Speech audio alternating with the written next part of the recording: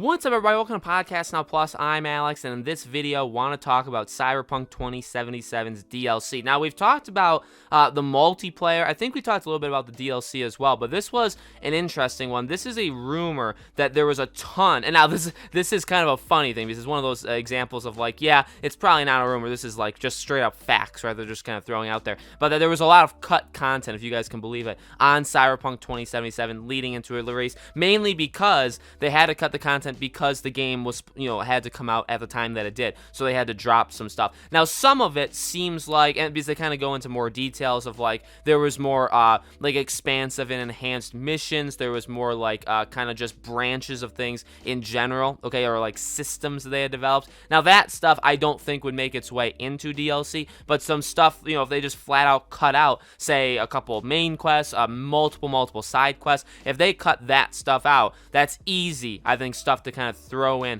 to a DLC. So let's read over this. This is coming from PlayStation Universe. CD Projekt Red will reportedly offer cut content from Cyberpunk 2077 as DLC until June, according to an extensive post on GameFAQs that was reportedly shared by members of the development team. It reveals that the game had a fair amount of content put on the chopping block prior to its December launch. While you should take all this with a pinch of salt, which I do agree with, as nothing has been verified by CD Projekt Red themselves, it reveals that the game was originally going to be much larger in terms of scale, but had to be scaled down in order to meet its 2020 release window. Examples mentioned include a quest that had to be rewritten dozens of times, Keanu Reeves not being the original choice for Johnny Silverhand, and a detailed wanted system with the NCPD. In regards to the cut content, it is believed that CD Projekt Red will implement it in the coming months, so DLC up until, or via DLC up until June, which will be followed by the PS5 and Xbox Series XS versions of the game, and finally, the planned multiplayer.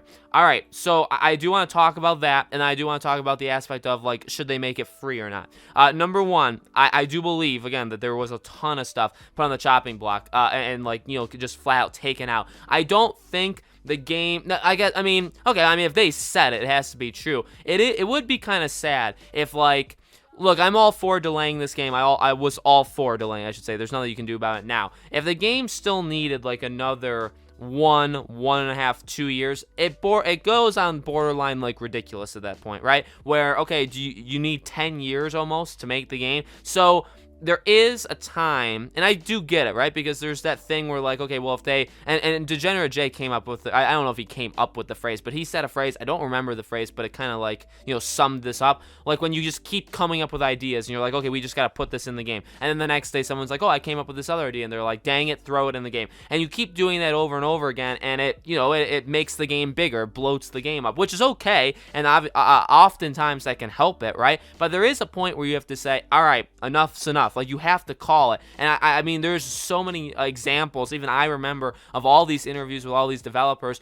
of hearing that, where they're like, yeah, we had more ideas, but at some point you have to call it, where it's like, okay, this is what we have to do. And, if they come up with like a cool little thing, it's like, well, we really have to think about it. Like, can we actually put this in the game? So Cyberpunk, I feel like, was one of the most extreme examples of this, where like you have to know when to stop, and and what you have to like optimize it. That's the thing too. I'm sure people may poke fun of this or make fun of those kind of things that I just read, because it's like, so, what they had is a smaller version of the game they were going to have, and this game operated terribly. Now, you could say, okay, well, in another year or so, right, could they have made it where day one it would have been fine? Yeah, they would have, but then they wanted to make the game even bigger, okay? And by the way, not having Keanu Reeves and stuff like that, that's not necessarily expanding the game. Again, those are kind of examples of things. It's like, I don't know why they kind of lumped it in with the same stuff, because that's kind of like behind the scenes info, which is also, I guess, a cool thing, right? But it really, I mean, that doesn't extend, unless they were like trying to work with a guy for like a year, 2, 3 years, and they're like, okay, this just isn't working out, we need to bring Keanu Reeves in.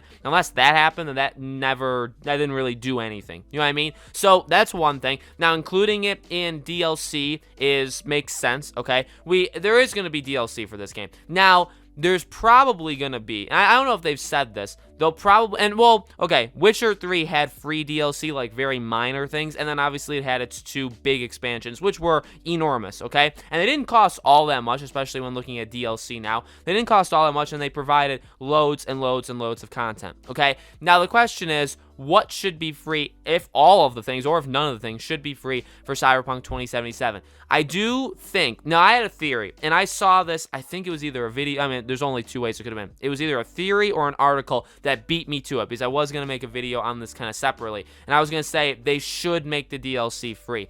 We've talked about how they earn back, like, I guess how they earn back trust, but how they also earn back just, like, goodwill or, like, faith from people, okay? Now, that's going to take time. It's not going to go away. It's, this distrust of them doesn't go away overnight. It doesn't go away in half a year. It's not going to go away with The Witcher 3's remaster, okay? It's going to take years and years and years. Honestly, it'll take till after the next game releases that they're doing in order to earn it completely back. Because you can still earn some of it back, but then if the next game, if something goes wrong with the next game and it comes out bad or just disappoints altogether or whatever happens with it, then you're done for, right? So I really think they have like a 5-6 year journey here to get people's trust back, which, I mean, honestly, they did some. Now, they didn't, some of the workers didn't do it. The higher-ups did it, and they're going to deserve this, right? They're going to deserve a lack of trust for a while. But how do you fix that? Well, like I said, I mean, the next couple games, The Witcher 3 Remaster and then whatever's next, which could be Witcher 4, that needs to be rock solid. But beyond that, what can you do in the short term? I mean, making the DLC free is something I think would really help. I can tell you right now, Cyberpunk is a game that I want to play. I haven't played nearly enough of, okay? So I can't really talk about story specifics or like, oh, did you love the ending or all that stuff. I can't really talk about it because I haven't played all that much, okay? Especially with the holidays, and now my wife has gone back into Minecraft, so like now the PlayStation's been stolen from me. Like I can't play it, or I haven't played it very much, and some of that's my fault, some of it's not my fault. But I can tell you right now, I'm most likely not buying the DLC for this game, okay? Even if it's like the $15 kind of thing and it adds 25 hours to the game, I'm probably not buying it. There's going to be enough games kind of scattered over the next couple months that those are the games I'm going to focus on. I'll play Cyberpunk here and there, but again, like it's probably going to take me quite a while to even beat the game in general. The hearing that the next gen versions, by the way, may not come until like at least the summer is kind of disgusting, because really I think it should come before then. We'll have to see when Marvel's Avengers does it. Remember, that game was supposed to have the free upgrade day one when the consoles launched, and then it got delayed. So we'll see when that happens. But a game, I don't know. I'm not a big fan of a game that kind of promises these things early, and then we're going to get the next gen version like God knows when. Okay, so that's a little disappointing. But I will tell you, I'm probably not buying the DLC for these games. If you gave them to me for free, I think I would play them. I really do. I don't even think it's a guarantee, to be quite honest with you, just because, I don't know, the channel and life and stuff like that. I mean, there's a lot of other things out there, but I think I would. I think I honestly would put a real good effort into doing the DLC stuff if they gave it to me for free. I just think it's a good way to earn back like faith in people, where it's like, okay, look, we messed up. This is costing us, and it's gonna be something that costs them money. I mean, you're not gonna do DLCs, which again, the DLCs are gonna be quite expansive. I imagine you're not gonna, even if they're like 10 hours of stuff. I mean, 10 hours of stuff is months, if not years of work. Okay, let's be honest, right? So if they give us, say, 2 DLC packs and it's like 20 to 40 hours of content, okay, for free.